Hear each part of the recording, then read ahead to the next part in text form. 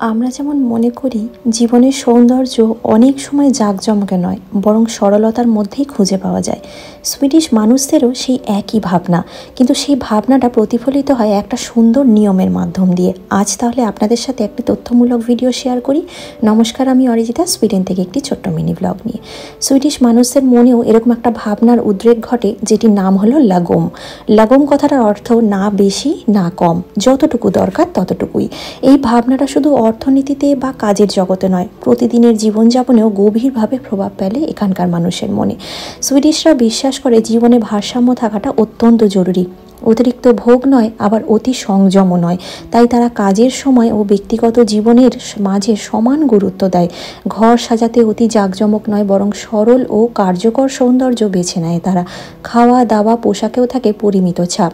এই লাগম দর্শন মানুষের মনে এক ধরনের শান্তি আনে, হাহাকার কমায়, ছোট জিনিসেও তৃপ্তি খুঁজে নিতে শেখায়। সাধারণ জীবনের এই দিকটাই আলোড়ন তোলে, কারণ এটি আমাদের মনে করিয়ে দেয় সুখ সবসময় সরলতায় লুকিয়ে থাকে।